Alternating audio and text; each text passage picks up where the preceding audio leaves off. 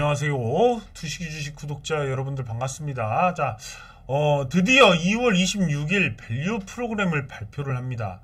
자, 지금 우리나라 저 PBR 관련된 종목들이 정말 얼마나 오를까? 지금 이제 기대가 많은 상황이고 실제로 얼만큼 증시가 좀 답답한 상황을 벗어날 수 있을까? 이런 부분들이 이제 다음 주면 어느 정도 윤곽이 다 나옵니다. 자, 지금 보시면 한국 증시 굉장히 많이 못 올랐어요.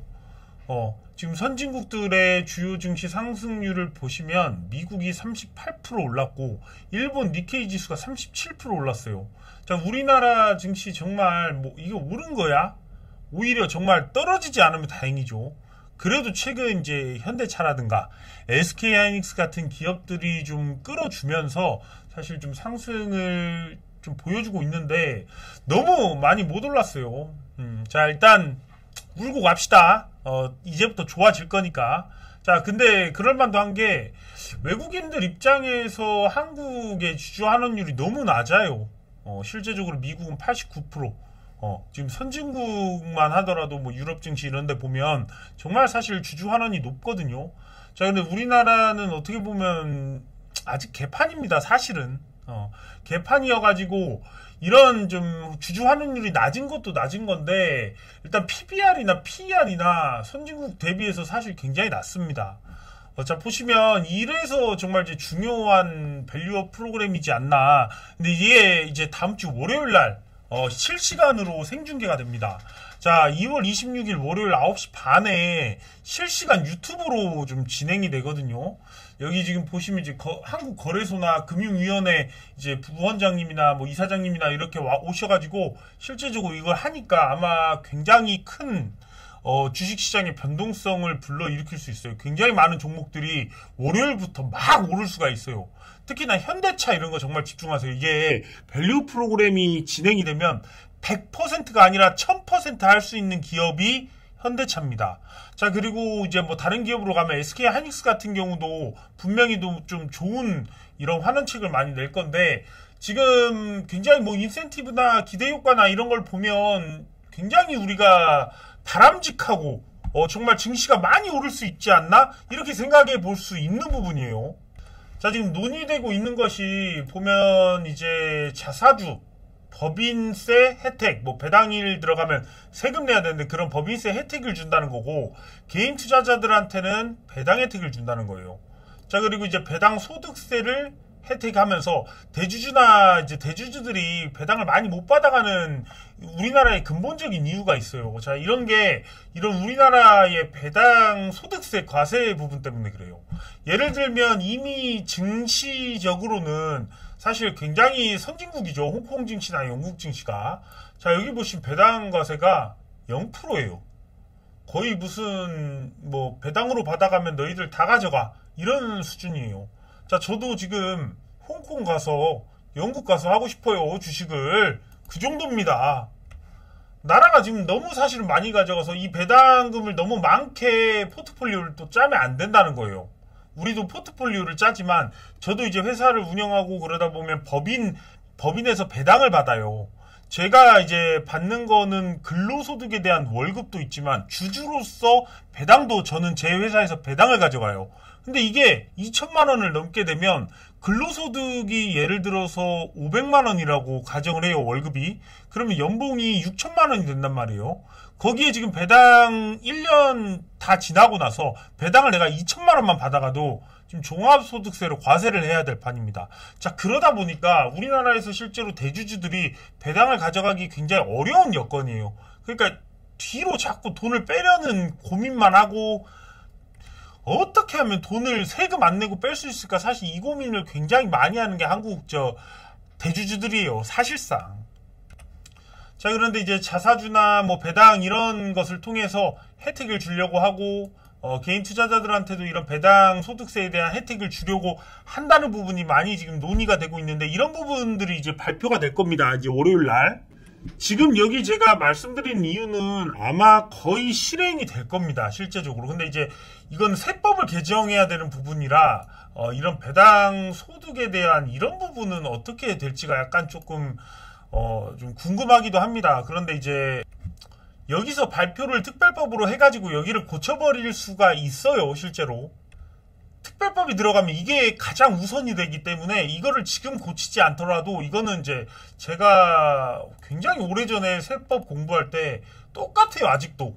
바뀌질 않아요. 굉장히 오래된 세율과 세금이에요, 이거.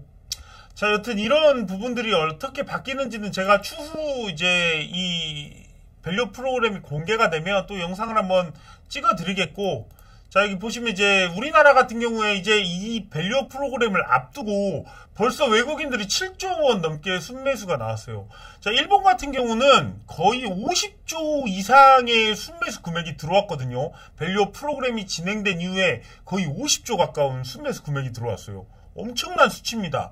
그렇기 때문에 실제로 정말 천장 뚫고 날아가 버린 이런 결과치를 볼 수가 있었던 거예요. 그런데 보시면 지금 이제 뭐 현대차나 SK하이닉스 이런 뭐 삼성물산 뭐 이런 기업들로 약간 외국인 순매수가 2월에는 좀 많이 몰려 있어요. 현대차 보시면 1조 5천억이고 하이닉스도 6,200억이에요. 제가 요거는 기업을 따로 해갖고 영상들을 좀 많이 찍어드렸죠, 여러분들한테. 자, 그만큼 좋은 기업이니까 제가 여러분들한테 말씀을 드린 겁니다. 자, PBR이 낮다고 해서 무조건 이 주가가 올라간다라고 생각하면 큰일 나요. 안 오른 주식을 사면 올라가겠지가 아니라 막 현대차나 SK하이닉스 같은 좋은 주식을 사야 더 많이 올라갈 겁니다. 일본도 똑같았어요. 오히려 저 PBR이라고 해서 야, 이게 수혜를 부각을 안 받았으니까 올라가야지 라고 생각하다가 정말 주식이 없어질 수도 있어요. 잘 생각하셔야 돼요. 여러분, 주식이 없어져요, 실제로. 자, 보세요. 예를 들어서 PBR 이 낮은 기업한테 이 밸류업을 요구를 할 건데 할 거예요. 그런데 보시면 자구책을 내놓을 돈이 있는가? 그리고 이것을 하는 대주주나 저 기업의 CEO들이 이런 의지가 있는가요? 자, 이런 의지로 따지면 사실 현대차 정의선 이 회장님은 엄청난 의지를 갖고 있어요. 실제로 현대차 배당 정말 역대 최대입니다. 그리고 또 중요한 게 지배구조죠.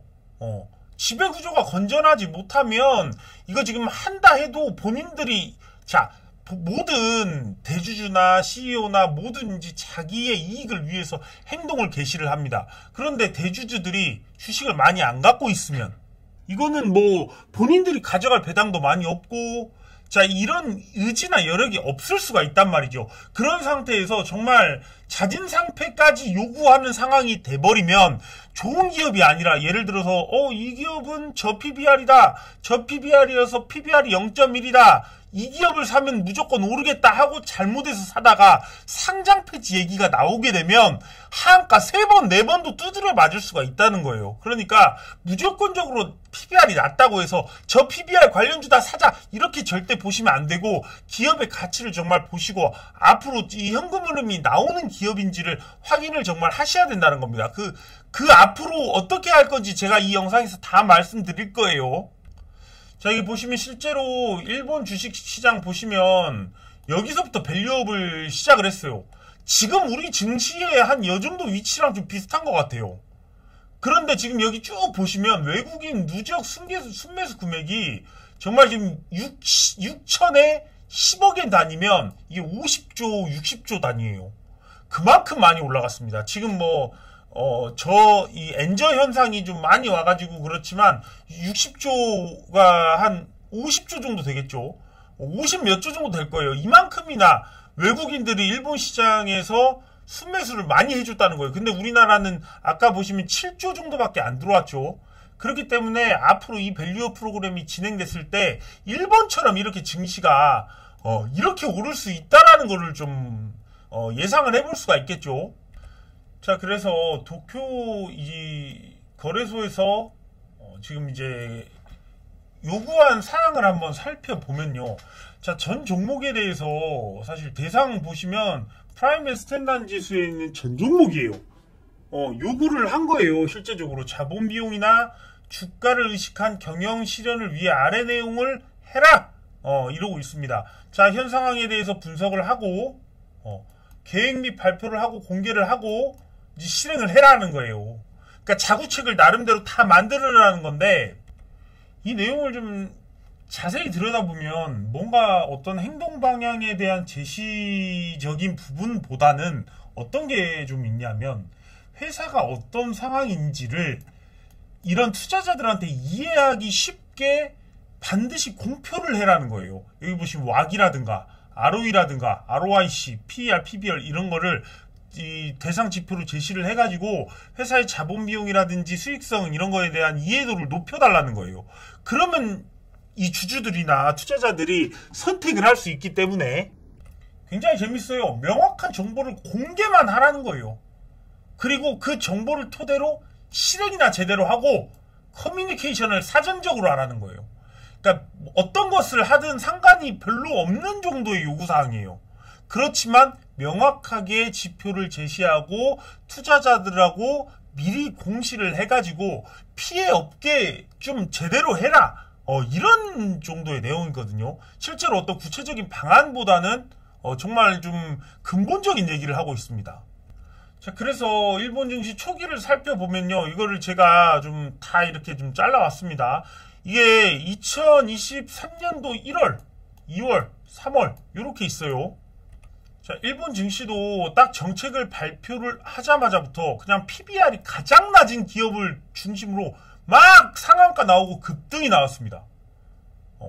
자, 그런데 정책 발표 이후에 이 지금 이제 저 PBR 기업들이 이제 아웃퍼폼이 일어난 거예요. 지금 아웃퍼폼이 뭐예요? 성과가 굉장히 좋았다는 거예요. 지금 여기 보시면 PBR 수치입니다. 자, 여기 보시면 3.0이 넘어가는 이런 것들. 보시면 이제 고 PBR이라는 거예요.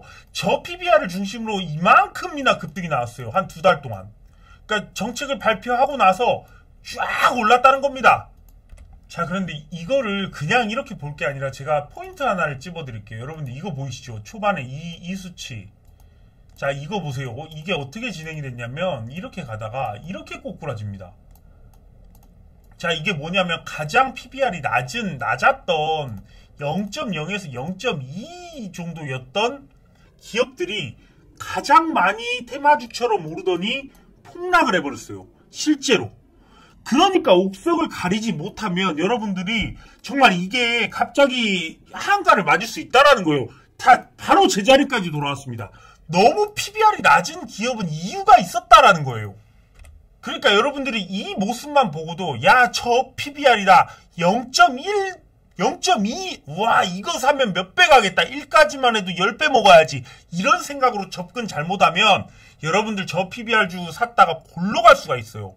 그런데 실제적으로 시간이 지나면서 어떤 효과가 있었냐면 이제 좀 보시면 그러니까 상승률이 높았던 이런 저 PBR 기업 중심으로만 다 떨어진 거예요. 그리고 실제로 PBR이 어느 정도 됐던 기업들이 이제 올라오기 시작하고 있습니다. 자, 여러분들 정말 깜짝 놀랄 거예요. 이거를 계속 주의 깊게 보세요. PBR이 0.0에서 0.2만큼 작았던 기업들은요. 실제로 조정도 깊고 다시 반등하는 듯한데 이만큼 꼬꾸라져요. 반등을 안 한다는 거예요. 저 PBR 기업일수록 반등이 안 나온다는 거예요. 실제로. 여러분들 그리고 PBR 보세요. 3.0이 넘어가는 이 점선들. 실제로 보세요. PBR이 2가 조금 안 되거나 3이 안 되거나 3보다 크거나 이런 점선으로 된 PBR 기업들은 실제로 반등이 계속되고 있어요. 자, 보세요. 그러니까 저 PBR을 고르는 게 중요한 게 아닙니다. 정말 옥석을 가리지 못하면 굉장히 여러분들한테 치명적인 주식을 이런 매매를 하는 시간이 될 수도 있고 여러분들이 정말 옥석을 잘 가린다면 좋은 기업을 골라서 좋은 투자를 할 수 있는 시간이 온다는 거예요. 자, 정말 시장이 조금 안 좋고 전쟁이 나고 그런 9월 말쯤 보면 전반적으로 그냥 하락이 다 있었어요. 그런데 이 반등 자리에서 오히려 고 PBR 기업 중심의 강세가 됐고 정말 PBR이 낮은 기업들은 그냥 점점 더 휴지 조각이 되는 이런 모습을 좀 볼 수가 있어요. 그러다 보니 어떻게 우리가 좀 해석을 할 수 있냐면 일본에 있는 우량한 종목이 오히려 더 큰 상승을 보는 효과까지 불러일으킬 수 있었다는 겁니다. 처음에는 그냥 저 PBR에 대한 문제로 시작을 했다가 그 어떤 좋은 분위기가 확산이 되는 거죠. 여기 증시가 좋아지네. 쓰레기 같은 기업은 오히려 옥석 가려져서 없어지고 좋은 기업들이 계속해서 PBR을 올려가는 그런 상황이 돼버린 겁니다. 자, 우리나라도 제가 보기엔 그렇게 따라갈 가능성이 커요. 예를 들면 현대차, 기아 같은 기업들이 지속적으로 상승이 나올 가능성이 크고, 지금 이제 저 PBR 관련주 해가지고 이제 지주사들 있잖아요. 뭐 SK, KT, LG 이런 게 지금 처음에는 강하게 좀 상승을 보여줄 거지만 결국 시간이 지났을 경우에는 SK하이닉스, 현대차, 뭐 KT 이런 기업으로 사실은 좀 순풍이 더 많이 불어올 가능성이 큽니다.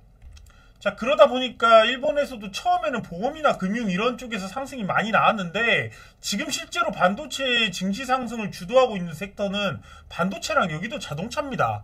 자, 저도 계속해서 보고 있는 게 SK하이닉스 같은 반도체 혹은 현대차, 기아 같은 이런 자동차 기업이에요. 자동차 기업들이 대부분 엄청나게 저 PBR주가 많습니다. 왜 그러냐면 기업들이 가지고 있는 자산이 많아요. 예를 들면 생산 부지라든가 공장 기계라든가 이런 게 많은 데에 비해서 실제적으로 주가는 굉장히 많이 좀 저평가되어 있기 때문에 이런 저 PBR 관련된 가장 강도 높은 섹터를 고르자면 기계장치 산업이에요. 혹은 부동산 산업이라든가. 그런데 기계장치 산업 중에 성장을 할 수 있는 업종들이 보면 반도체랑 이런 자동차죠. 딱 그렇게 지금 보니까 지금 여기 지금 일본의 유명하신 분이죠. 우리 윤석열 대통령도 이런 얘기 한 번만 해주셨으면 좋겠는데, PBR 주식 사세요. 0.5배짜리 PBR 주식을 사야 됩니다. 2개 사면 PBR이 1이 됩니다. 이러고 있습니다. 농담이고요. 자, 국내 증시도 이제는 엄청난 훈풍이 오나라는 부분을 좀 보실게요. 자, 국내 증시도 지금 밸류업 프로그램 얘기가 나오고 나서 1월 19일부터 외국인 코스피 순매수를 한번 살펴볼게요. 굉장히 많이 늘었습니다. 여기 보시면 순간적으로. 자, 그래가지고 지금 반등이 나오는 자리입니다. 자, 그런데 초반에는 어떻게 보면 이제 삼성전자나 하이닉스 같은 이제 국내 증시에 베팅하는 이런 외국인 순매수가 강했다면 시간이 지날수록 이런 SK하이닉스나 삼성전자를 제외한 업종들로도 순매수가 지속적으로 나오는데, 실제적으로 여기는 보시면 이제 삼성전자, 하이닉스를 제외한 코스피 외국인 순매수라고 나오지만 실제적으로 거의 어디에 많이 몰려있냐면 금융주라든가 은행주라든가 자동차에 엄청난 이 수치가 많이 몰려있습니다. 그러다 보니까 여기 지금 나오죠. 여러분들 안 보이실 수 있겠지만 탑3가 여기에요. 반도체, 자동차, 은행입니다. 좀 글자가 너무 작죠. 제가 읽어드릴게요. 반도체, 자동차, 은행. 그러니까 이런 쪽으로 지금 지속적으로 외국인 순매수가 이어지고 있다는 겁니다. 그렇게 돼서 지금 이제 밸류업 프로그램이 나오진 않았지만 이미 자사주 소각을 공시하고 계획을 발표한 기업들이 이렇게 지금 나와 있어요. 자, SK이노베이션 같은 경우나 지금 삼성물산도 지금 주가 굉장히 많이 큰 폭으로 올랐죠. 기아나 현대차는 뭐 말할 것도 없지만 현대차는 아직 어떻게 보면 배당은 굉장히 크게 지금 주는데 지금 이제 자사주 소각에 대한 얘기는 아직 없거든요. 제가 볼 때는 이제 현대차는 자사주라고 하기보다 우선주들 있잖아요. 우선주를 소각할 계획을 발표를 하지 않으면 분명히 이거 나올 것 같습니다. 왜냐하면 2우비, 3우비 이런 게 있잖아요. 현대차는 우선주가 3개입니다. 자, 여기에 다 배당을 줘야 되는 부분이 있기 때문에 이거를 실제적으로 좀 이 자사주를 소각하는 그런 부분을 우선주를 먼저 해야 될 거예요. 근데 그런 걸 이제 협의를 거치고 이제 결의를 해야 되기 때문에 좀 시간이 걸릴 수 있는데 지금 자사주 같은 경우는 이렇게 공시한 기업들이 쭉 있습니다. 자, 이런 기업들을 중심으로 지속적인 사실은 훈풍이 불 가능성이 커요. 이 중에서도 사실 자동차, 반도체, 지금 여기 2차전지가 껴있지만 쭉 삼성물산은 뭐 삼성전자, 반도체 이 최대주주죠. 기아, 금융, KTNG, 뭐 하나금융지주 이런 기업들을 좀 엿볼 수가 있습니다.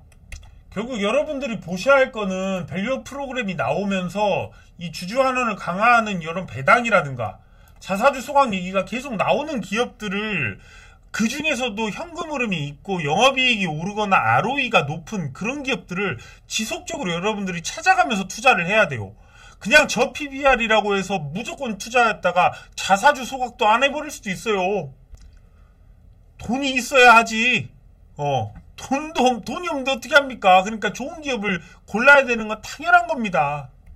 자, 그리고 이제 여러분들 이거는 좀 많이 궁금해 하실 수도 있고 되게 좀 기대가 되는 부분인데, 자, 여러분들 아시죠? 우리나라에서 ETF 나오면 그때부터 주가 많이 오릅니다. 여러분들 한번 생각해 보세요. 2차 전지 소부장 ETF, 저 반도체 소부장 ETF, 로봇 ETF, AI ETF 막 이런 것들 있죠. 이거 지금 ETF 나오고 나면 우리나라 증시 정말 그게 2차 전지 인버스 ETF 나왔을 때 기억하시죠? 그리고 나서 떨어진 거. 자, ETF 나온다 그러면 실제적으로 국내 기관들이 작정하듯이 막 매수를 하기 시작하나 봐요. 그래서 밸류업 1호 ETF 이게 만약 나오면 사실은 이거 정말 큰 수혜를 받을 수 있는 기업들이 나올 텐데, 그럼 ETF와 주요 종목들 다 나올 겁니다. 그런데 보시면 가장 우선적으로 고려해야 된다는 게 벌써 현금 창출 능력이에요. 그러니까 의지, 능력. 그러니까 돈이 있어야 자사주를 속아가고 돈이 있어야 배당을 하죠. 돈을 벌어야죠. 그러면 또 기업이 경쟁력이 있어야지. 그러니까 현금 창출 능력이 있는지를 최우선적으로 고려하겠다라는 거예요. 자, 그래서 실제적으로 이런 비슷한 밸류업 1호 ETF도 나온다고 하는데, 비슷하게 보시면 이제 배당 성장, 배당이 성장하는 요런 기업들도 볼 수가 있고, 고배당, 요런 것들도 있을 수 있고, 그래서 이런 상품이 하나씩 좀 나올 것으로 좀 예상이 됩니다. 자, 그런데 거기에 보시면 앞으로 요런 기업들이 담길 수 있겠다. 하나금융지주, 현대차, LG화학, 삼성전자, 하나, 이런 게 있어요. 자, 물론 제가 이 밸류업 ETF라는 곳에 어떤 종목이 사실은 나올지는 아직은 예상의 단계입니다. 자, 그런데 여기에 반드시 들어갈 게 현대차, 기아예요. 현대 기아차가 자동차 업종이 지금 PBR이 가장 사실 낮은 업종이기도 하고, 실제적으로 현금 창출 능력이 늘어나면서 전 세계적으로 경쟁력이 있게 되는 회사는 사실은 지금 현대차, 기아가 정말 크다고 볼 수가 있어요. SK하이닉스도 굉장히 좋고 삼성전자도 굉장히 좋은데, 제가 지금 이제 PBR적으로 보나 현금 창출 능력으로 보나 경쟁력으로 보나 이 밸류업 1호 ETF의 중심이 저는 자동차 회사나 금융회사 같은 게 될 텐데, 결국은 저는 총대장주가 있다면 가장 좋은 게 사실 현대차, 기아라고 저는 생각을 하고 있습니다. 자, 그리고 제가 지금 좀 영상이 길어져서 그런데 실제적으로 여러분들 제가 이것도 준비를 해왔어요. 이게 뭐냐면 이게 지금 좀 작죠? 이게 지금 배당에 대해서 여러분들한테 현대차도 그렇고 포스코홀딩스도 그렇고 배당에 대해서 좀 말씀드리고 싶어서 좀 가져왔는데, 시간이 지금 너무 길어져서 배당 관련돼서는 어떻게 하는지 여러분들한테 따로 영상을 떼서 올려드리도록 할게요. 자, 그리고 마감하겠습니다. 자, 여러분들 영상 내용 좋으셨나요? 이해가 안 되는 게 있거나 영상이 안 좋았다면 좀 실제적으로 여러분들이 피드백을 잘 해주세요. 저도 여러분들한테 도움되는 영상 드리려고 이렇게 열심히 하니까 여러분들이 좋아요도 좀 눌러주시고, 어떤 피드백을 저한테 줘서 어떤 건 어땠습니다 그랬으면 좀 이제 여러분들하고 소통하면서 더 좋은 영상을 만들어낼 수 있지 않을까 싶습니다. 자, 오늘 두야호 외치면서 영상 마무리하겠습니다. 끝까지 시청해주셔서 감사합니다.